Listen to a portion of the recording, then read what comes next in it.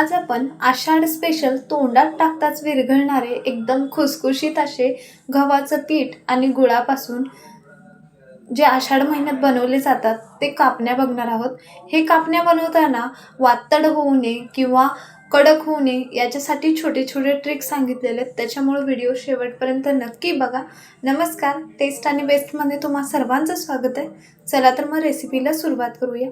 एक पातेलं ठेवलं आहे, याच्यामध्ये 1 वाटी गूळ टाकते, म्हणजे साधारणतः पाव किलो तरी गूळ आहे.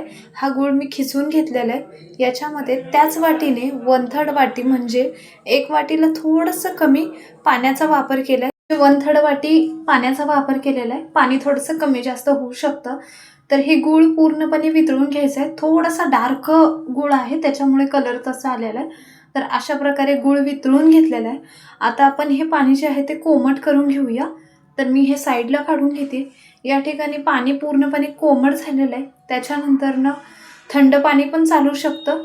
पातेलं घेतलं आहे, त्याच्यामध्ये चाळणीने हे पूर्णपणे गाळून घ्यायचं आहे, म्हणजे एक्स्ट्राचं जे काही खडे किंवा कचरा असतो तो निघून जाईल. एका बाउलमध्ये 2.5 कप मी इथं गव्हाचं पीठ घेते. सर्व साहित्य एकाच वाटीच्या साह्याने घ्यायचं आहे. अर्धा वाटी बेसन घेतलं आहे आणि अर्धा चमचाला पण कमी अगदी थोडंसं मीठाचा वापर करायचा. जास्त मीठ वापरायचं नाही आहे, कारण हा गोडाचा पदार्थ आहे.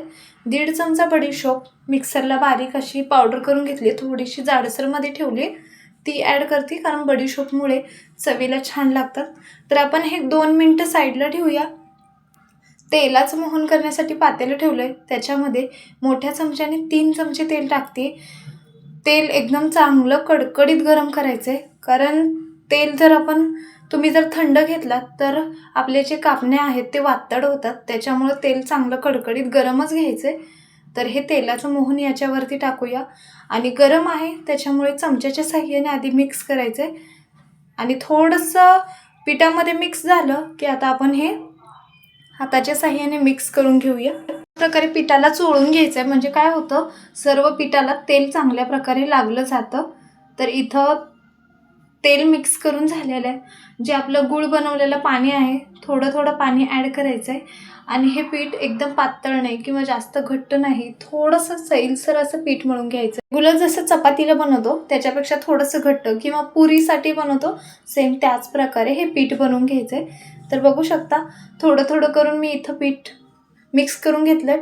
पाणी जर कमी पडलं तर नॉर्मल पाण्याचा थोडासा वापर केला तरी चालेल. तर आता हे पीठ भिजवण्यासाठी ठेवणार आहोत. मी इथं झाकण ठेवते आणि 10 मिनटं फक्त साईडला ठेवूया. त्याच्यापेक्षा जास्त ठेवू नका, नाहीतर आपले कापण्या जे आहेत ते व्यवस्थित होत नाहीत आणि तेल जास्त शोषून घेतं. तर 10 मिनटं झालेले, पीठ चांगल्या प्रकारे भिजलं गेलेलं आहे. 10 मिनिटभर हाताने अशा प्रकारे मॅश करून घेऊया आणि याचे छोटे छोटे असे उंडे करून घ्यायचे. जे काही साहित्य लागतं खाली डिस्क्रिप्शन बॉक्समध्ये पण देते, एकदा नक्की चेक करा, म्हणजे रेसिपी करताना इझी जाईल. आणि व्हिडिओ जर आवडत असतील तर नक्की चॅनलला पण सबस्क्राईब करा, म्हणजे मी जेव्हा पण व्हिडिओ अपलोड करेल लगेचच तुम्हाला त्याची नोटिफिकेशन मिळून जाईल. तर इथं 3 उंडे करून घेतलेले आहेत.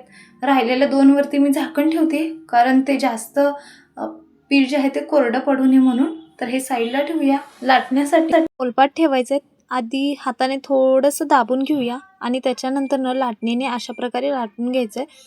थोडंसं लाटलं गेलं की आता याच्यावरती खसखस लावणार आहोत. तर मी आवडीनुसार तुम्ही कमी जास्त खसखसचा वापर करू शकता. थोडंसं जास्त लावलात तर ते दिसायला पण अट्रॅक्टिव्ह दिसतं. तर एका साईडने खसखस लावायचं आहे, त्याच्यानंतर थोडंसं बेलनं फिरवून घेऊया. तर दुसऱ्या साईडने लाटण्यासाठी पलटी मारायचं आहे आणि परत एकदा दुसऱ्या साईडने पण खसखस लावायचं आहे. तर अशा प्रकारे लाटून घेऊया खसखस लावल्यानंतर तर याची तुम्हाला जाडी दाखवते. जास्त जाड नाही किंवा जास्त पातळ नाही. ज्या प्रकारे आपण चपाती बनवतो त्याच्यापेक्षा थोडंसं जाड असं मी लाटून घेतलेलं आहे. सेम शंकरपाळीसारखीच ही प्रोसेस आहे. तर चाकूच्या साहाय्याने अशा प्रकारे पहिले उभे काप करायचेत आणि त्याच्यानंतर पोलपाट फिरवून घेऊया आणि थोडंसं क्रॉसमध्ये याचे काप करून घ्यायच्यात आणि हे त्रिकोणी दिसायला पाहिजे. व्हिडिओ जर आवडत असेल तर नक्की चॅनलला सबस्क्राईब करा. त्या क्वांटिटीमध्ये दाखवले तेवढ्या क्वांटिटीमध्ये तुम्ही एकदमच लाटून नंतर तळला तरी चालेल. पण मी हे 1 लाटी लाटून घेतली आणि अशा प्रकारे काप करून घेतल्यात आणि हे प्लेटमध्ये काढून घेते. आणि हे तळत तळतच आता मी दुसरी लाटी करून घेणार आहे. तर हे सर्व आपण अशा प्रकारे प्लेटमध्ये काढून घेऊया. तेल चांगल्या प्रकारे गरम करायचं आहे. अगदी थोडासा तुकडा टाकला की ते लगेचच वरती यायला पाहिजे. गॅस मी या ठिकाणी मीडियमवरती करते. मीडियम टू लो करूनच आपल्याला तळून घ्यायचं आहे. जेवढे बसतील तेवढे यामध्ये ॲड करायच्यात. तर मी पूर्ण जेवढं आपण स्टार्टिंगला एक लाटीचं लाटून घेतलं होतं तेवढं सर्व मी यामध्ये ॲड करते. गॅस मेन म्हणजे मोठ्यावरती करून तळायचं नाही, कारण वरून ते कडक होतात आणि आतमध्ये व्यवस्थित तळले जात नाही. हे तळताना गॅस पूर्णपणे बारीकवरती किंवा मध्यम टू बारीक असं करून आपल्याला तळून घ्यायचं आहे. हे तळण्यासाठी साधारणतः 3 ते 4 मिनिट तरी लागतात. तर अशा प्रकारे सर्व आपले जे कापणी आहेत ते तळून झालेले आहेत. तर आता आपण हे काढून घेऊया. जास्त डार्क नाही आहे किंवा जास्त लाईट कलर नाही, एकदम मीडियममध्ये मी इथं तळून घेतलेलं आहे. ज्या प्रकारे शंकरपाळे असतील त्याच्यापेक्षा अगदी थोडासा डार्क कलर आलेला आहे. तर राहिलेले पण आपण जे कापणी आहेत ते यामध्ये मी इथं तळून घेते. तर अशा प्रकारे आपला आषाढी महिना स्पेशल असे कापणी तयार आहेत. एक तुम्हाला तोडून दाखवते, बघू शकता इझिली तुटतंय. अगदी खुसखुशीत असे आपले हे कापणी तयार झालेले आहेत. कमेंट बॉक्समध्ये पण नक्की सांगा व्हिडिओ कसा वाटला ते. व्हिडिओ जर आवडला तर नक्की चॅनलला सबस्क्राईब करा, लाईक करा आणि शेअर करा.